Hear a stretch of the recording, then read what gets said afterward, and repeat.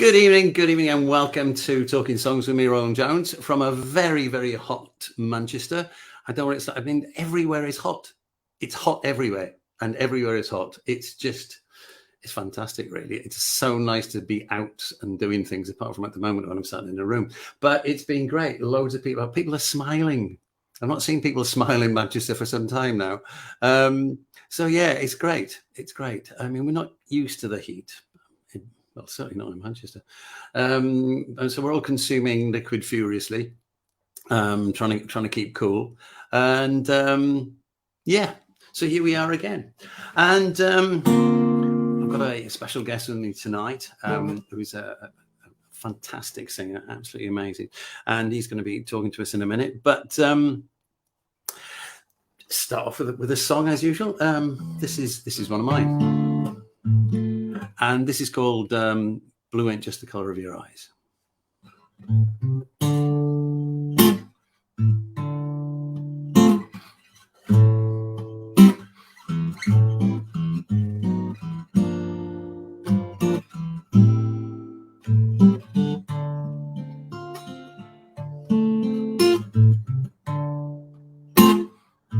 Never thought that I was clever. No one ever said that I was wise. But there's one thing I know for sure. Blue ain't just the color of your eyes. You can make me feel good in the morning. You can feel me bad the same night.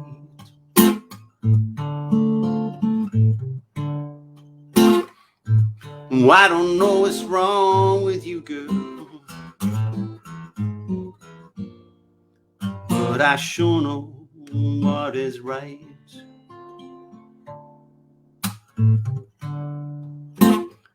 I never thought that I was clever. No one ever said that I was wise. But there's one thing I know for sure. Blue ain't just the color of your eyes. You can make me oh so happy. The highs are as good as it can get.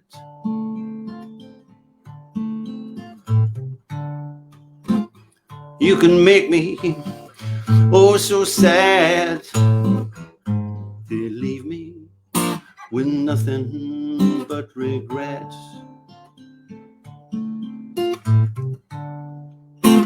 Never thought that I was clever.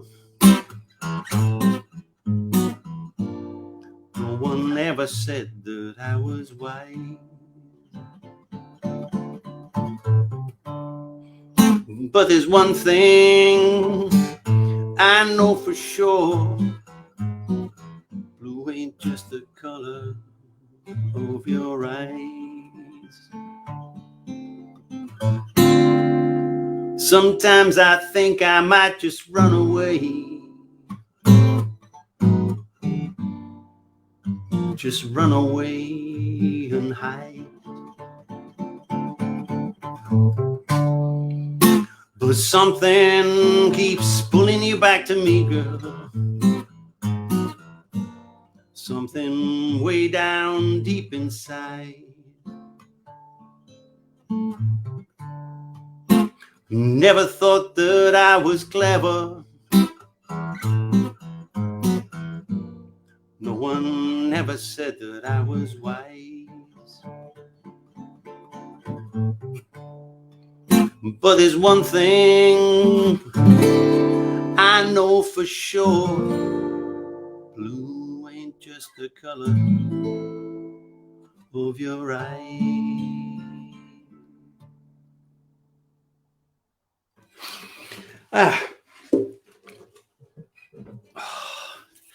It's really difficult playing guitar when you're hot and sweaty. Right, Mr. Kenn Bailey, right, my guest here. I met him 10 years ago at an event in Umbria called Bianco, Rosso and Blues.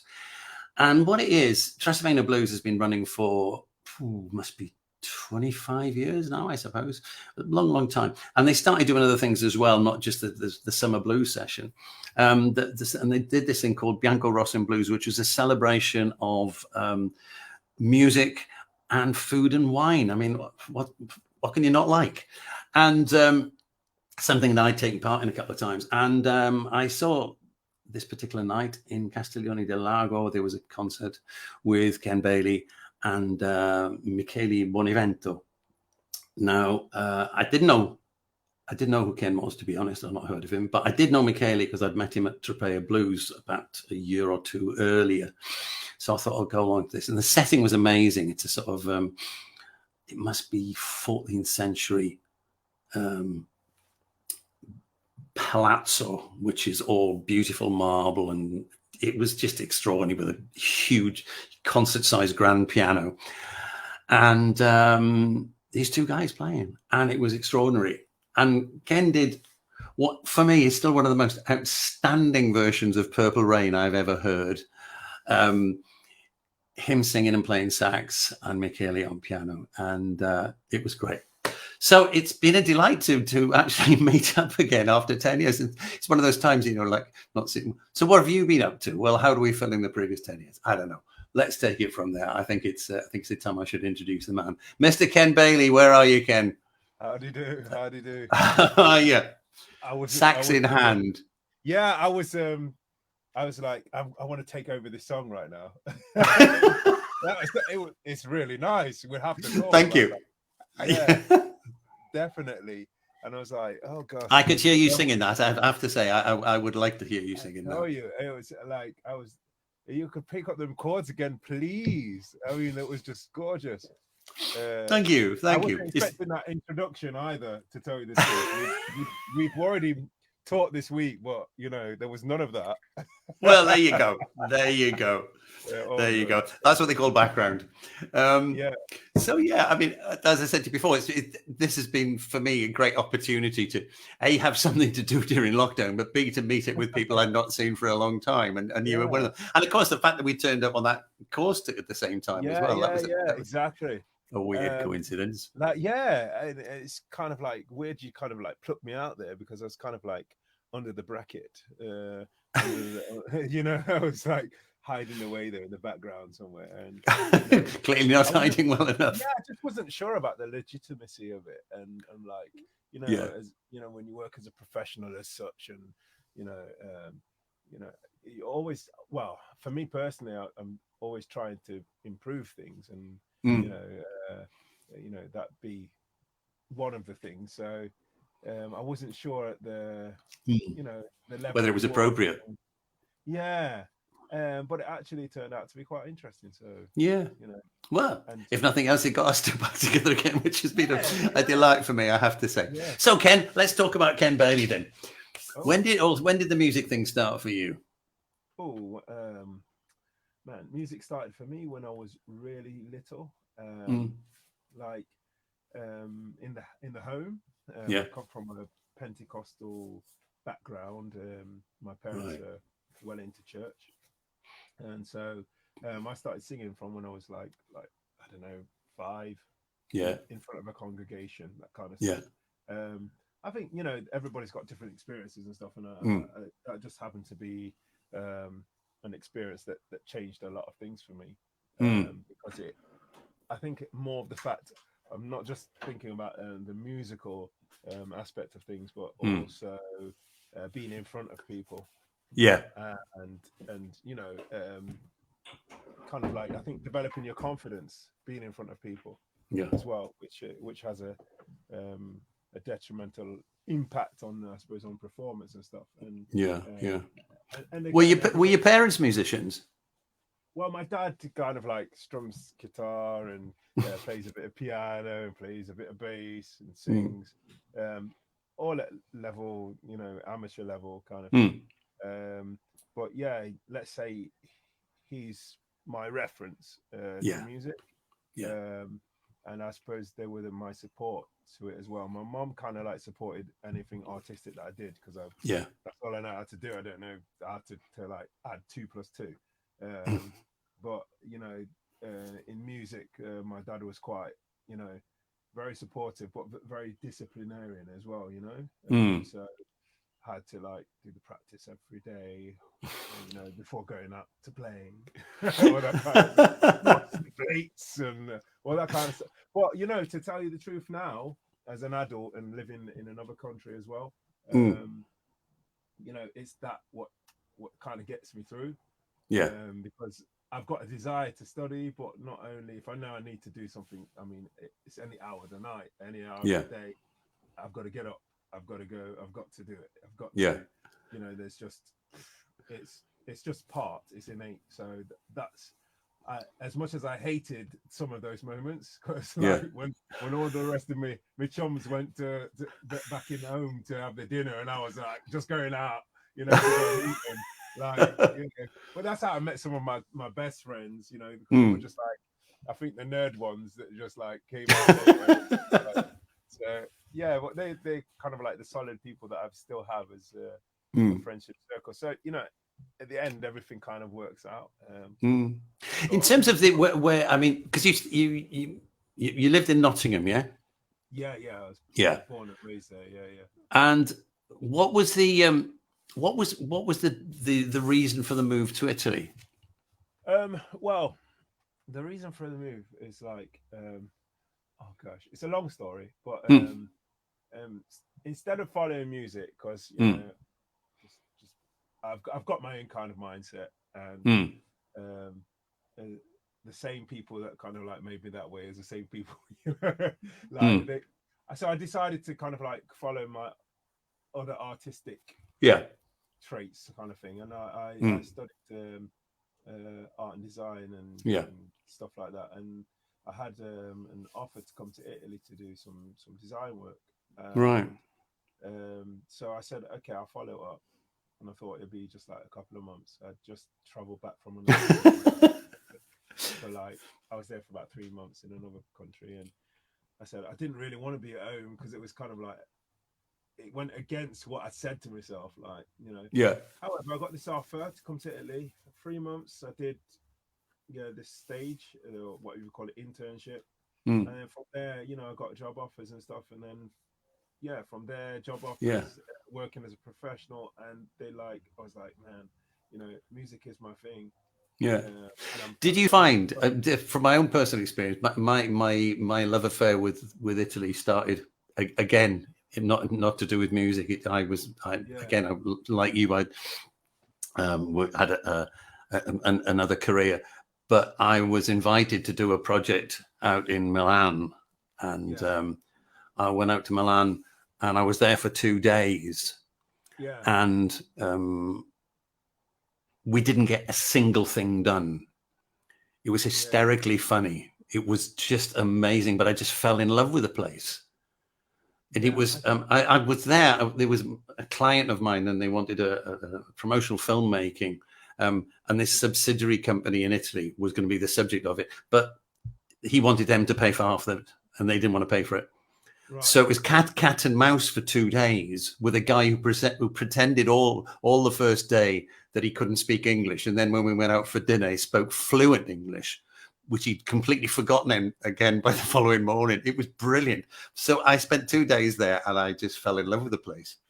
Sounds like and a film, it was, it was. I think I remember the first time I came to Italy was like when Ryanair was doing like flights at 99p. And, like, those were the days. Yeah, your airport tax was like 18 quid, and like, you could never work that one out. But so I think that was the first time, and it was to do with research for something, and I was like, it was quite intriguing. But what I found with a lot of expats, so to speak, is that you kind of just get caught here.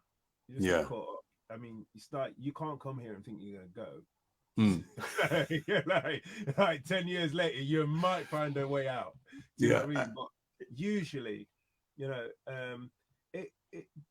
it's kind of like you go through that kind of like barrier of like these pangs for going back home, or this, especially I didn't come here like maybe you did, like as a kind of alternative to like you know what my everyday was. It's kind of I came back with specific purpose, etc., and then it changed because I was like, man, I'm doing the wrong thing, you know. I've always done this, and it's music, and you know, and I started on it after going through another kind of profession, and I was like, okay, there was some things that I missed about home, and I think when you're living in another country, that it gets to that period where you're like, shall I stay or shall I go? And you know, I was about to go, and then I met my missus, and you know, whatever, you know, the story changed. Yeah, it's kind of a collision. You know, brilliant. Yeah. Okay, let's talk about your music then. What are you going to play for us first? Oh gosh, do I have to play something? Let's play your song. I'm like enthralled by that. It's kind of like got a nice moody sound. Thank you. You know, and I know my stuff. Well, I know. You know, this is the stuff that I kind of like pulled out, and it's funny you say like it's funny is singer-songwriter karaoke, but it's like yeah, I'm currently working on an album now, as you know, and this stuff is from like 10 years ago, 11, and so I have done some things in between that, but they always for other people, and so I'm privileged at this moment that I've gone through a lot of years just like doing things for other people and etc. And now I'm doing stuff for myself again. So yeah, that's great stuff. I'm going to try and run you through one of the songs. I don't know. Okay. It's been a long time, and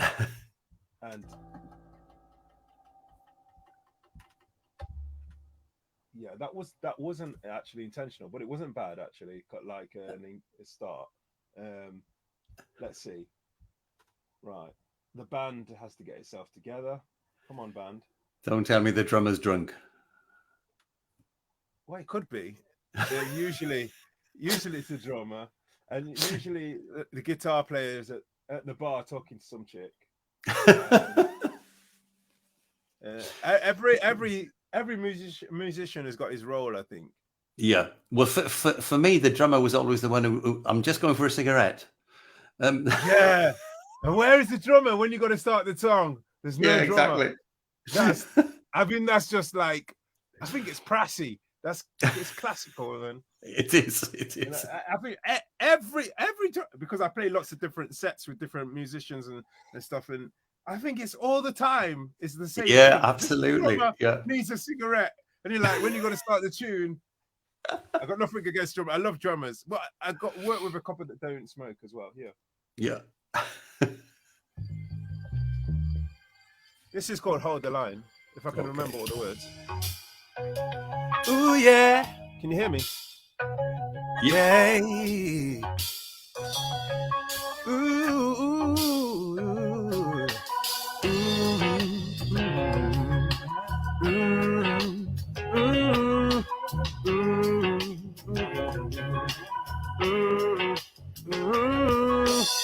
Put me through, there's an emergency.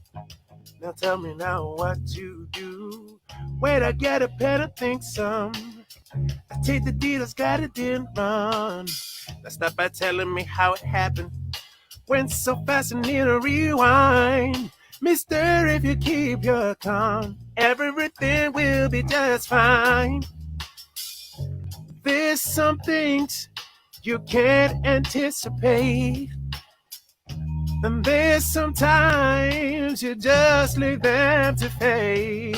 Hold the line.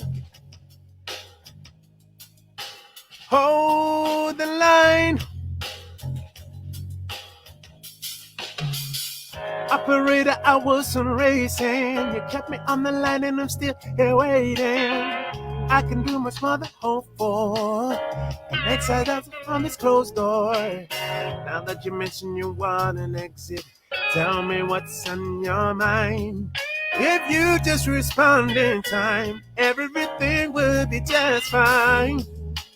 But there's some things you can't anticipate. And there's sometimes you just leave them to fade. Hold the line.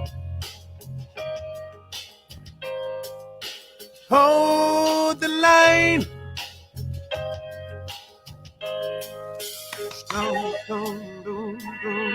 Yeah. Hello? Hello? Hello?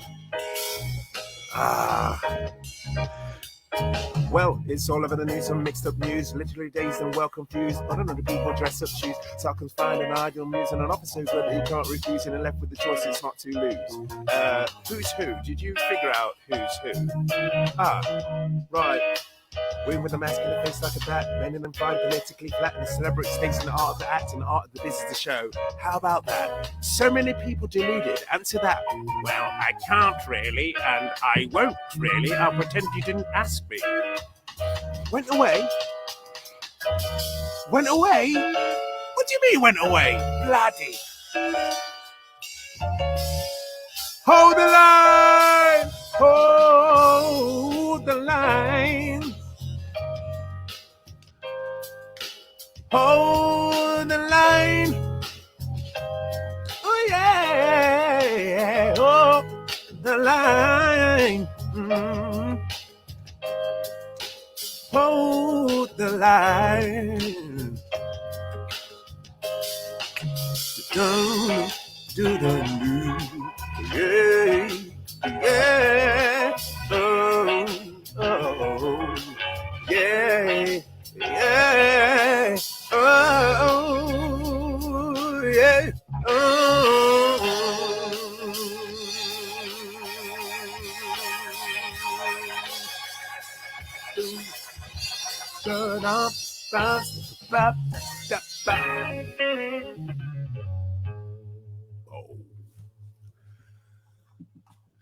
Excellent. Absolutely amazing. Love it, man. I love the centre section. You know what it reminded me of? Ian Dury. Oh, no. Ian Dury and the Blockheads. It had that very sort of, you got very British humour in there still.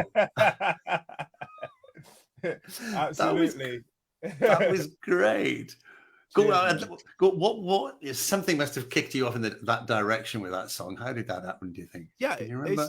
I just think it was just remembering thinking that was just so left alone out there, and like the politics of lots of situations. I think in that time there was like it was like 2008, 7, 8, and I think there was some stuff happening around Iraq and all that kind of stuff. And plus, you know, there was I think Tony Blair was actually in quite in office, like around that time there was some things happening, and I just thought isn't it just so uncanny that, you know, we're kind of like left to kind of like deal with our own things when you need help, and when we need answers for things, like especially from those that are kind of like in power or in charge, that there's never really a straight answer. It's kind of like okay. Well, see, I think what you're saying is you've written an anthem for today. Well, it's just because that's exactly how it feels at the moment. But it's always like that, isn't it? Exactly. I mean, exactly. It's like it won't ever change, kind of thing. That kind of stuff. And I mean, it was the lightest way to make something of a political. Yeah. No, it works. It works a treat. It works a treat, and also the mixing of your different accents and voices in it is brilliant. I love it. Well, it's an old, you know. I think now it would have to be, you know. I think having the knowledge that I have now, it would be different. But I think there's some niceness to naivety. Oh yeah, naive. Naivety, yeah, that'll Naivety, yeah, that kind of works. So yeah, it's a learning process, all of it, all the time. So life's a learning process. Yeah. So when you write, I mean, I know you as a singer and a sax player. You were saying before that you were studying music when you were a kid. What instrument were you studying as a kid? Piano or sax? No, I started singing from when I was like about, like I say, about 5, 4 or 5. Then that kind of like, we sang in church all the time, and then there was occasions where I'd be like in front of public and do occasional things, and then talent shows and all that kind of stuff. And then before they became X Factors and all that kind of stuff. Then when I was around, I think 10 and a half, it was about 10 actually, and I went with my dad to a concert, and there's a guy playing a silver sax, hence silver sax. Right. Okay. And I was like, oh my gosh, yeah, that's something I can play. Right. I just love the sound of it, and it's kind of like there was a section. I think if I like talking to you now, I'm kind of like, okay. There's kind of like sections to life, with like certain parts are like a railroad and sliding over one binario to another. One binario, which is Italian. Binario. One. I'll do the subtitles. Gosh, one rail to another. So like my choice to play sax kind of like moved my voice away. Yeah. And then when I kind of like, I started feeling, it's stupid, I know, but I started feeling embarrassed about playing, like when I was about 16 or something. It was just like stupid. Anyway, but it's what happened. And I think I was just like discovering new things about myself as well. So like singing came back, and then writing, I was already writing from when I was about 12, 13. So that I was writing, and just general growth, a bit of ignorance as well, because like this, and I think then getting back onto cultural things, it's just like, life's just, you've just got to take it in its stride. And I think there's things could have been so much better, or they could have been so much worse. It is what it is, kind of thing. But when for that song, for example, I mean, how did you envisage that? Did you co-write it with another musician, or was that all your idea? I love the idea. I've wrote all the songs on this, just like the album I'm doing at the moment. Probably why it took me 10 years. There's no rush. Exactly. Well, how did it happen? Let me look at the lyrics. I think I started thinking, I was really like, I think I might have had like something like "Hold the Line" in my head, and then I probably like, I made maybe association to like what the line? What do you mean hold the line? So like, so then I've like operator, so operator, put me through. I've got an emergency. Tell me what I've got to do. But this person is like the person that I'd like to talk to if I needed help. It would be my inner self. It would be another person. It could be, either of the two. And then that same person in another voice, saying, that's brilliant. That's really good. Calm down. It'll be fine. Just tell me what you need. And I've just occurred to me that the theme of the telephone in songs. I mean, there's Lowell George and Little Feat, wonderful song. Hello, give me missing persons and tell me what is it you need. Fabulous song. Again, starting off with somebody pleading on the phone. And then there's a classic blues about long distance call. Yeah. Well, there you go. Yeah, there you go. There goes my ignorance tab again. Well, to be honest, it's not a theme I've ever thought of before, but I suspect there's and more recently, I suppose, there's Hanging on the Telephone. Yeah, I do. Which Debbie Harry. There's the song title itself, Hold the Line, which is Toto. Yes. And I wasn't aware of that at all until, you know, someone said to me, well, that's the same title as Toto. And I'm like, oh, you know, you don't ever want that. No, you don't. You're You like, don't. oh, you thought it was original. I think one of the worst experiences is if you've got a new song and you play it first time to your band, and they say, "Oh, it goes like," I said, "No, it doesn't. It doesn't." Because I don't want. If you think, like... no, you don't want to do that, because if you're thinking that, when we rehearse it, you'll be thinking that song, not this song. So bloody concentrate. Yeah. Well, so, you know, sometimes the changes are just so finite. You know. Between a chord and a rhythm, between I don't know, just adding a seventh instead of like using a sixth to go somewhere else, or I don't know. It's just, there's just so many things that can be done with similarity. Absolutely. And I think probably there's you know, our ears are so conditioned as well to so many things. I think there was and to hear things that we like. I think there was Bobby McFerrin that kind of like stepped away from things for about 3 years or something like that, so he could find a voice that he wasn't like anybody else. But I mean, I think that was at the beginning or mid beginning of his career, kind of thing. Have you ever seen the thing with him on? I think it's on you. Well, it must be on YouTube. That's right. I think I saw it. Where he does this talk to an audience, and it's not like a collection of musicians. There may be musicians there, and he explains to them the pentatonic scale. And gets them to sing it. It's just amazing. Genius. Let's call it genius. Yeah, it is genius. It is. It's beautiful because it's already there, but he just makes you aware.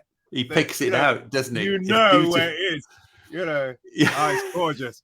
What he does is amazing. Yeah, phenomenal guy. Phenomenal guy. Yeah, I met him once. Yeah. Did you? Yeah. I went to is he as nice a bloke as he looks? Yeah. Listen, I went to a concert in Milan. His concert. It was about 12 years ago, and I just said, I got up from the audience. It was like near the end. I said, I've got to go and meet him right now.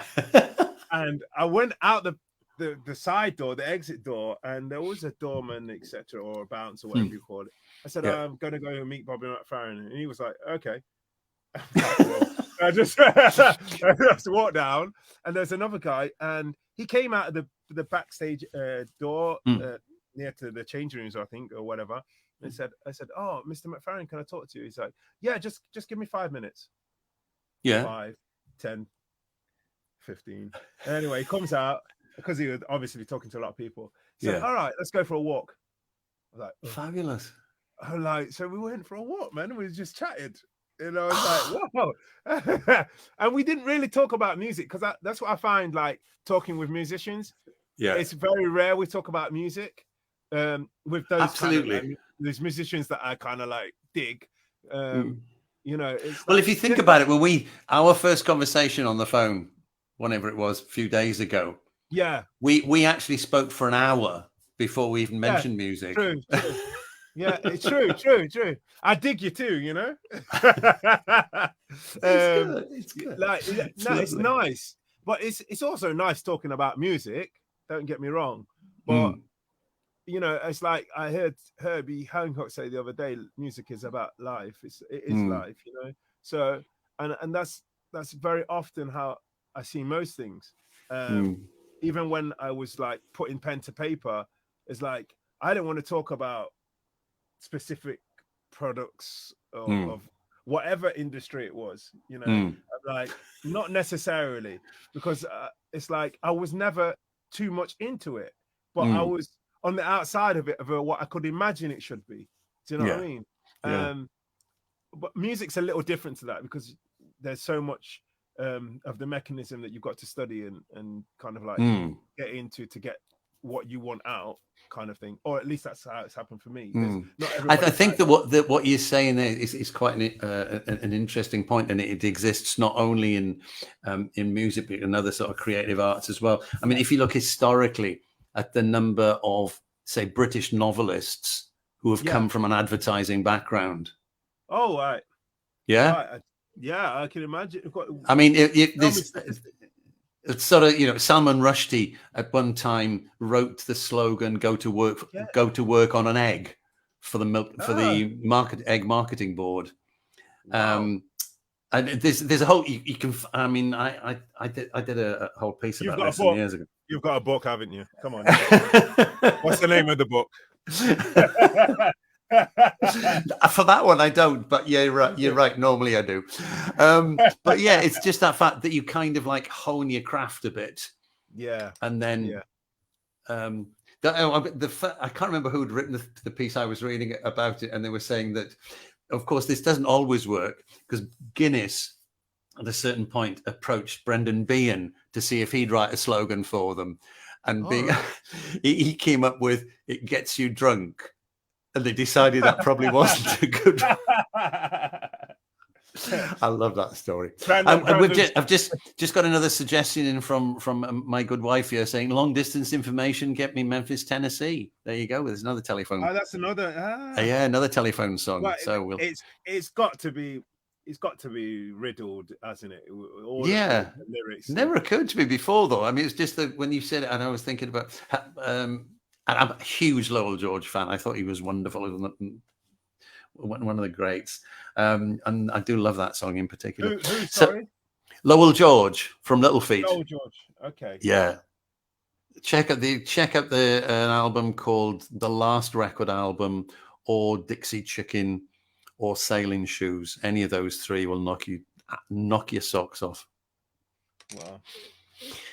So okay, let's come back to Kenn Bailey's songs. What are you going to do for us next? Oh gosh, we're still in. We're right in. I'm just piling you through, man.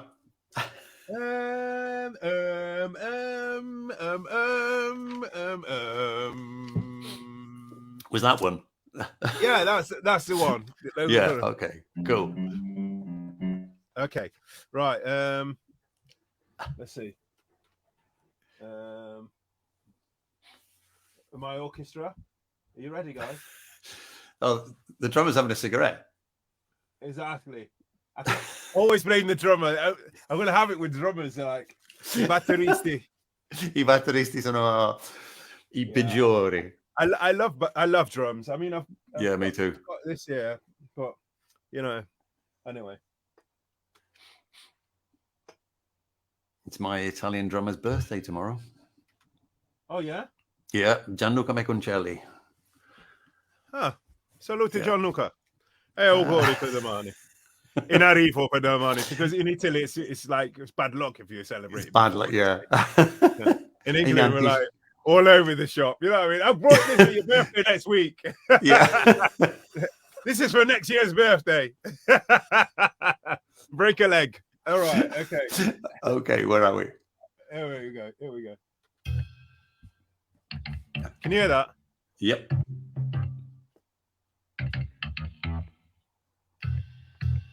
Oh,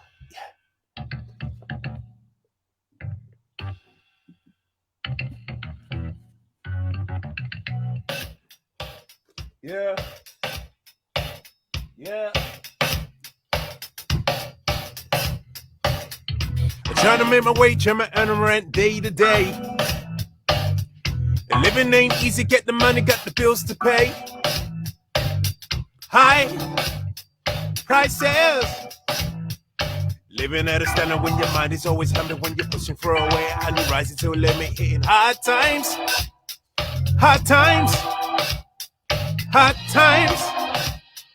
Hard times.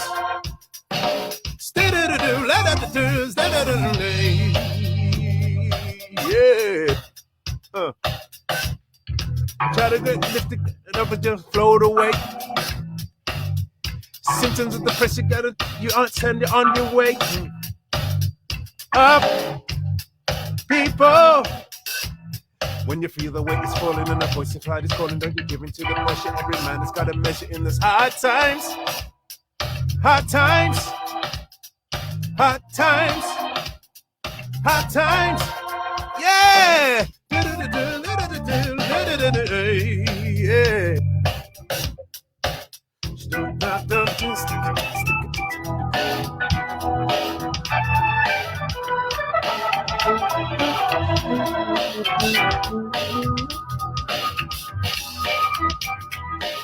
Take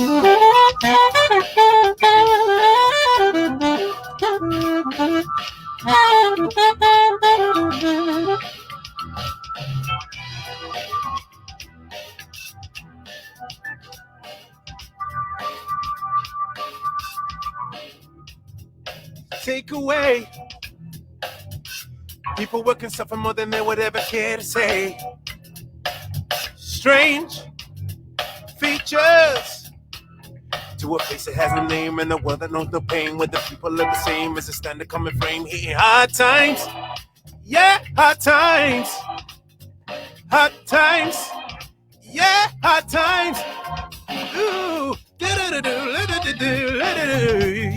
yeah. We're sending out an SOS. We were to the east to west. We know we like to find a way to change our world. Sending out an SOS from people to the north to south. We know we like to find a way to change our world. Why don't tell them hard times? Yeah, hard times. Hard times. Yeah, hard times. Yeah.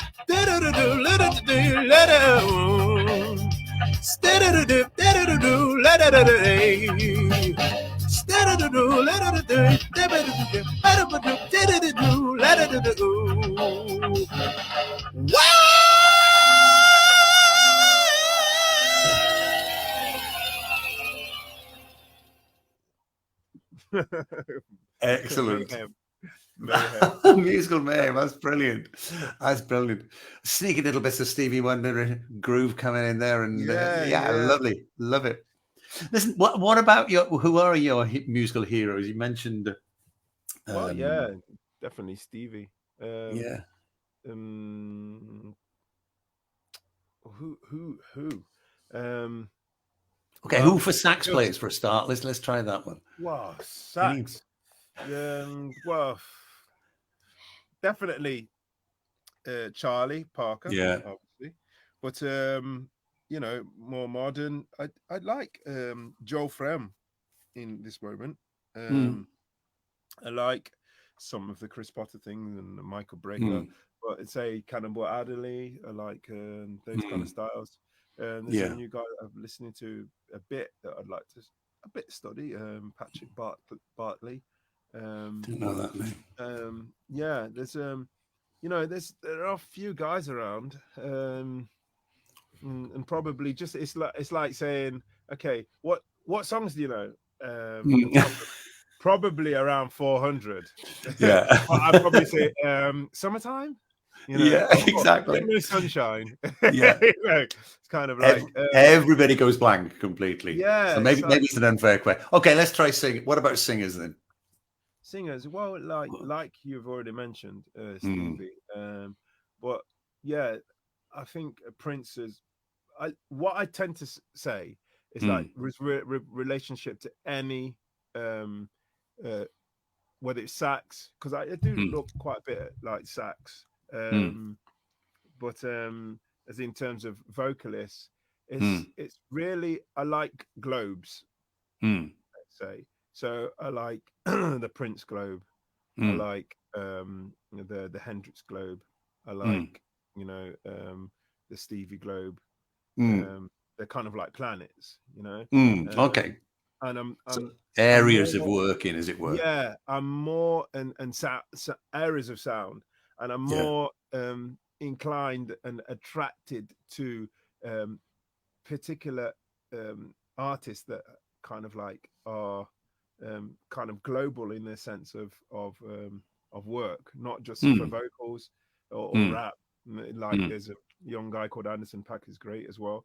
You know, who these people also kind of like maybe I emulate some of them, but I also have similar formulas because of my upbringing as well. So and my age and like my interests. So you know, where I might say, you know, the cadences and the lead notes would be different to like The Weeknd. It'll be he is kind of like different because probably I don't have that kind of point of view. Mm. But I mean, I enjoy kind of like some of the scales of where he starts his stuff, and Yeah. And I think that's probably can't go too much into the theory of things as such, because I mean it's a massive subject and I need to study it more as well. But I think it's like I have to learn something for, I think, a wedding I've got to do for Sade. Like, right. If you look at most of the choices that they've made for her voice, they are leaning towards certain scales, and I know what you those mean. scales and those melodies actually have harmonic form results Structures, because of the structure, because of the formulas that they're using. So it's kind of like Sade has a particular world, you know her for that kind of thing. Not that that's not really my bag as such, but I respect it totally. Do you know what I mean? So that's kind of where I go as far as artists. I've kind of like come out of like who's my artist as a particular singer, because I've kind of like, and I suppose that there's a lot of dialogue and there's a lot of information in doing that, and there's so many people and there's so many bands and there's so many. I mean, you could talk like a great album. Another globe is like Steely Dan, or what's his name, the Nightfly, which is Donald Fagen. I'm a huge fan of those guys. I saw them in Lucca some years ago, and the thing that amazed me is I didn't know they were on, or hadn't, for whatever reason, and we were in Lucca about 2 days before the gig, and there were still tickets available, which I was stunned at. Well, but it was brilliant. It's not like I really, really know them well, but I know their sound. I've got Nightfly, the Donald Fagen, which is a fantastic album. It's absolutely fantastic. And it's less dense than with Steely Dan. Steely Dan is dense stuff. I mean, that's cream. You're not going to get through that easily. You know what I mean? It is. Dense is a good word for it, because I don't know if you've ever heard any of the solo albums by Becca. They are manic. Really? They are really completely different. Because I think that Fagen recorded Nightfly while Becca was inside for Possession, and then later on Becca did a solo album. I can't remember what it's called. I've got it. It's here somewhere. But it's angst ridden. It's like really edgy, the sound to it. Whereas Fagen is much more melodic, but also I think Fagen's lyrics are incredible. They're out of there. I mean, it's like he's an author, As we're talking, a friend of mine, Hugh Blaser, has just come on, and he said, "Nightfly, still fresh as a daisy." How many years on? Yeah, exactly. That's the one. I mean, it's just like, it's an amazing album. He's just told me 7 tracks of whack. That was the Becca solo album. I mean, you can tell by the title it's going to be. Thanks, Hugh. Well done, mate. You're Googling faster than I can, or you've got a better memory than me. Probably the latter, or maybe both. Who knows? But 7 tracks of whack. Oof. You remember that? You remember to use Google. I mean, that's like Weather Report as well. There's just so many. In fact, in the album I'm writing at the moment, I'm kind of like pulled cues from, it's not even intentionally. There's just things that I feel musically that are probably linked and closer to specific globes more than others. Oh, absolutely. That's just that's just where it is at the moment. And I think it's a kind of unconscious process, isn't it? I mean, people have asked me, what do I describe what I do as, and I used to use the term contaminated, as in contaminated blues, because there's bits of jazz in there and bits of country in there, and I know full well when I do certain things, and I play them back to myself, even if I'm just playing it back to myself in my head, I know where that came from. I can deduce that it came from a Steely Dan album or a Bill Withers track or something or other. So it's all another great one. Yeah. Yeah. So I think you can put it down to me. For me, the people that I like are composers. They're songwriters. They write music, and that goes as instrumentalists or singer songwriters or actual composers, classical composers and stuff, which I'd like to delve into a little bit more. And How do you fancy doing another tune then? What should I do? Something melodic. I'll try and remember the words to this song. It's something that I did in 2030. You said I had difficulty with this. Hard times, like, oh, what did you write, man? Yeah. It's like, I remember this came to me. I was in the supermarket, and like it was at the beginning of like crossing over into music, and like I kind of like sacrificed a high paid job to come and do something where I was getting paid peanuts. And and I just remember in the supermarket, it's like hard times. So yeah, because I had no money in my pocket as well. So, yeah. Anyway, so that's where this is hard times. Well, now is just hard times for other things. I mean, it takes ages to get music moving. It takes just so much petrol. I actually, at this moment, it's like we've started back, and I actually feel a little tired because I'm just not used to the grind of certain things, but been working hard on other things, and it's really demanding, and travel and learning new songs and songs you don't want to learn as well. All that kind of stuff. It's just like, and people pester you like, oh, where's this, and can you get this in? And like, whoa, I'm so used to on my Jack Jones kind of like excellent, minding my own business. Right. Okay. Well, while you're doing there, I'll just tell you that we've got some Italian listeners in as well. Imola Rebecca from Firenze, and an old mate of mine, Giacomo Del Buono from Pacciano in Umbria. And who else did I see there? Ciao a tutti ascoltatori italiani. There's somebody else. No, and UK, obviously, and wherever else in the world, your Anglophone. And this thanks for listening, and thank you, Rowland, for this.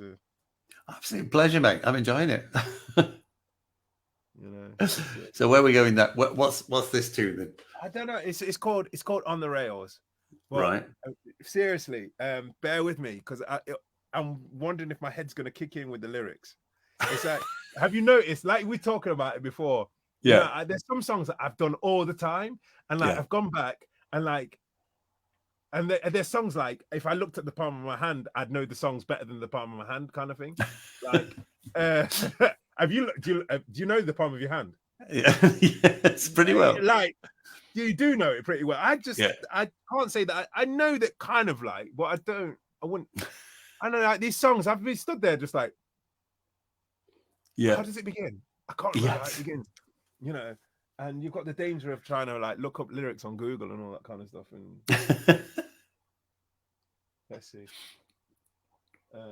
Right. So this is called On the Rails, and I wrote the lyrics to this song and the melody. So this is what we call a top line, isn't it?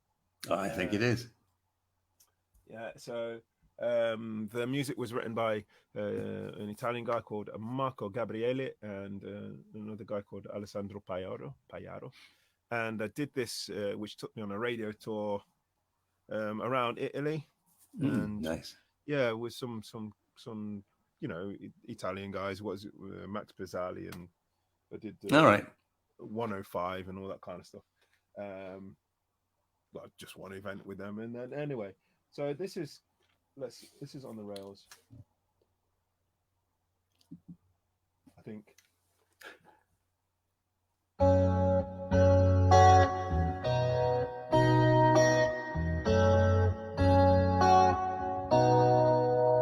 Stop and listen.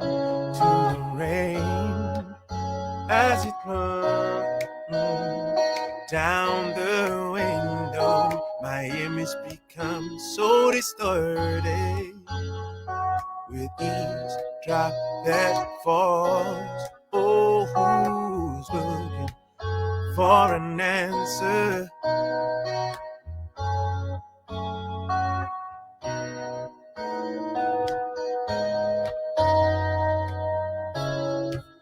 Some careless, see faces young and old.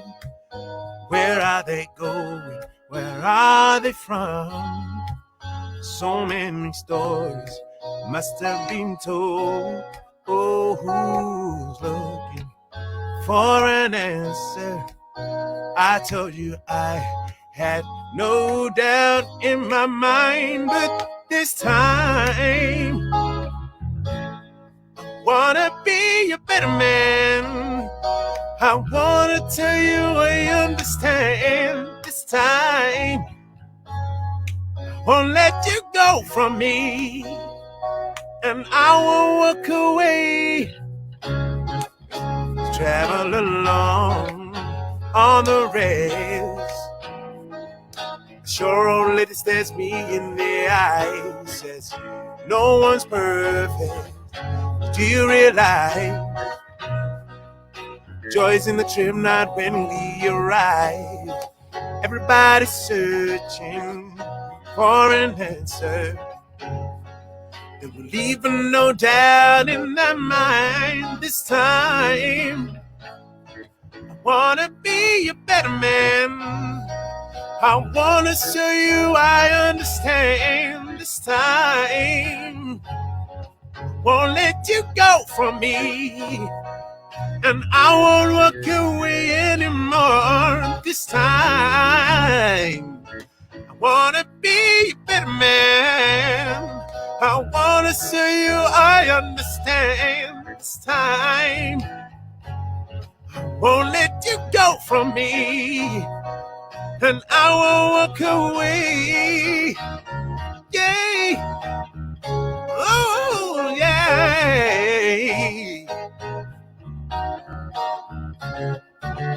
Mm-hmm. Oh, yeah, yeah, yeah. This time I wanna be a better man. I wanna show you I understand. This time won't let you go from me, and I won't walk away anymore. This time I wanna be a better man. I wanna show you I understand. This time I won't let you go from me, and I won't walk away anymore. Oh, this ain't the end of the line. Nice.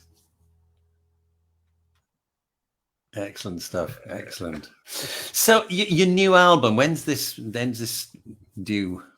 God knows. Oh, you're meant to be positive and say we're just finishing touches just at that moment. Yeah.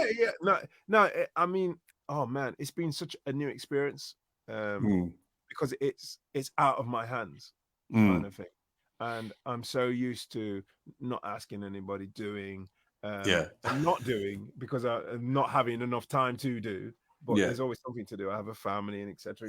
And it's really, really impenyative, and that's not a real word in English, but it works. No, it's not impegnativo. No, it does not work. There's not that word in English. I've looked, and I can't. It's, how do you say? It means it takes a lot of effort and a lot of time, basically, doesn't it? We haven't got a word for it.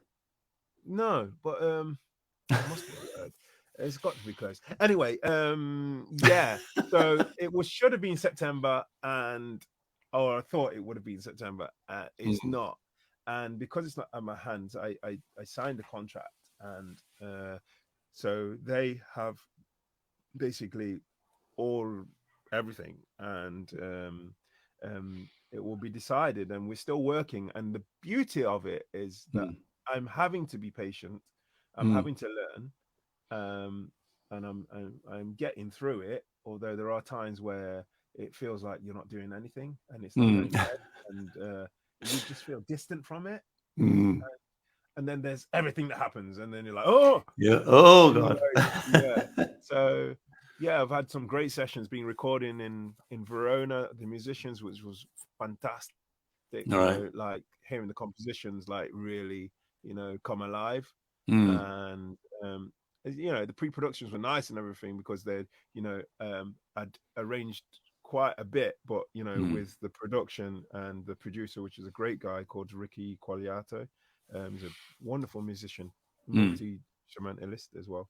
He just like put some finishing touches on, and made some corrections, and just said, well, this could be here, or etc. And just those slight nudges here and there make a world of difference. It's like you can take it to 80%, but take that to 95 is like real tough stuff, Yeah. So, and that's what you get when you're working with other people as well, which the first album I didn't do that. I just thought I'll do everything, and no, you don't do everything. You give other people to do what they can do, and you sit down and just do what you can do your bit. Yeah, exactly. So it's been but it's a bit like when you've got that if you've got a song. I've only worked with a producer once, and I said, I've never done this before, so I don't quite know how to handle it. And we discussed it a while, and I said, well, look, just imagine for a minute that I'm not writing songs. Imagine I'm a gardener, right? Yeah, and you're a cook. Yeah. And I've cooked these wonderful, I've grown these wonderful aubergines or whatever, courgettes, and I want you to do something with them. Yeah. Now, if you say you're going to put a lot of chili in them, I'm going to say no, because I don't like lots of chili. But anything else, you come along, suggest it, and then we'll try it. And he said, yeah, okay, that'll do. So that's how we worked. And there were a few points. There was a certain point where I said, and it's such a minor thing, but I just found it really irritating. There was one thing he put in, and it was I think it was a wood block on the percussion track. He's like, where does that come from? Oh God, it's horrible. It's horrible. Why is that why is the Andes in the middle of Nashville? It's like, it was crazy. I'm thinking this is, it sounds like somebody's outside, doing some sort of physical work.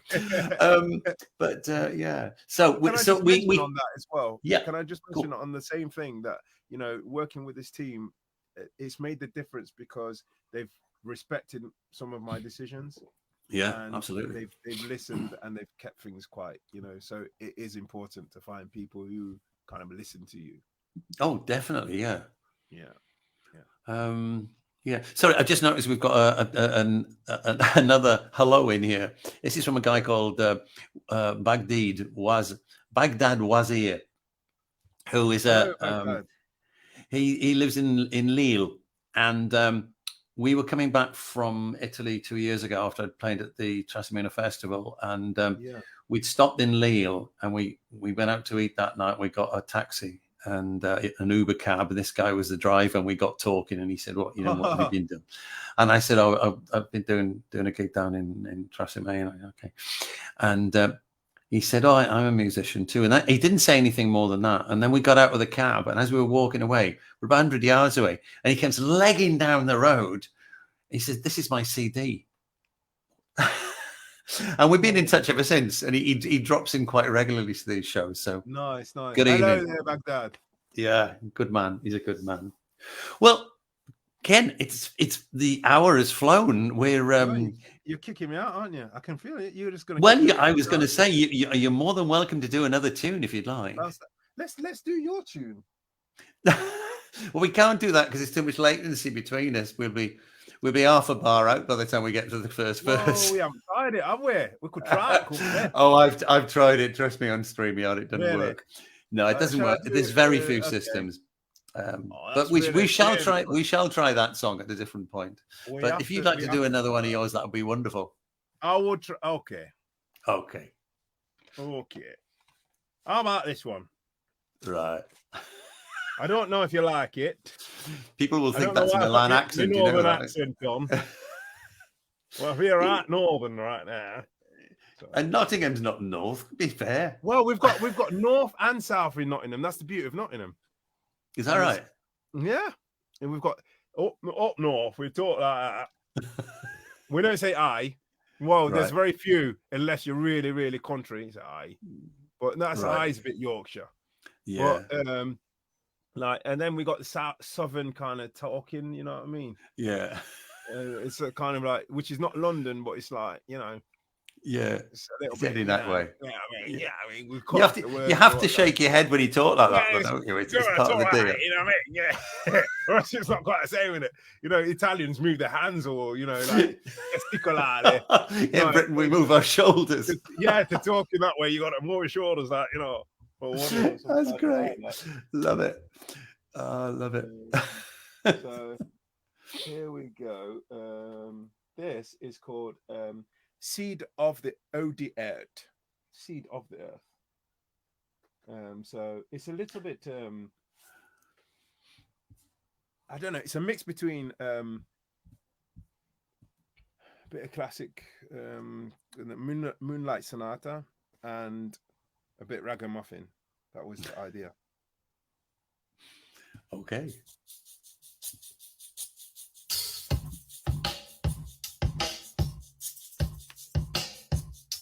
Yeah. Come on now.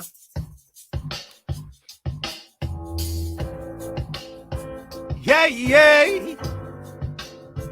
Whoa. Oh.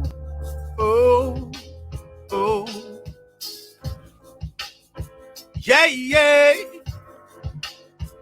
Whoa. Yeah. Well, them say, why them say, see that the army just extract from creation. Blatant rebel farm against some type of education that don't set the people see about mental repatriation. And love my child life, max sexy dust. Born from frustration, confidence hit the dust. So by my delegation, that don't let nobody tell me trust the right from the wrong, no. If it seems like that justice is wrong, yeah. Rise up if you understand. If you understand, then take a stand. Rise up, yeah. If you understand, then take a stand. See them out, them walk in a society, them a promote too much hypocrisy, them not talk about democracy. Listen when them a talk a piece of fallacy, with their conscience truly ill. Yeah, you sung, you thought you will. How would you really feel when you dismiss the real deal? What does it mean when you seek from conspiracy, poverty, beat you shivering, 10 chills? Chill. Feel the people's every wrong type of information, and that seem to make society break out in segregation. True as the colors of Father, Son, and creation. I only know about love, man, I know about segregation. How long you want to clap up the people, toleration, with the backbiting, clap up them type of standardization. When child love as your guide, then the Father will provide. In my heart it will reside. With love there's no compromise. True as the sun it will rise up, yeah. If you understand, then take a stand, rise up. If you understand, hey, then take a stand, you. Yeah. Ooh. Yeah.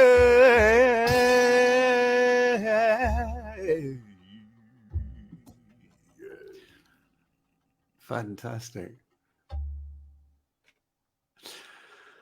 Well, the many faces of Kenn Bailey, that's amazing. Somebody's put, like the changes in the vocal rhythms. Sweet, mate. Sweet. There you nice go. One. That's from Eddie. Eddie's here every week with us. Cheers, Eddie. Cheers, mate. Ken, it's been an absolute delight, mate. A really, really good time. I thoroughly enjoyed it, and I hope you have too. And I have. It's been wonderful. Cool. Keep me posted about the new album. Yeah. Let me know what's happening with that. Yeah. And we shall keep in touch. Yep. And maybe one day we will get to play that song together. Yeah, I mean, I think it's just really nice that.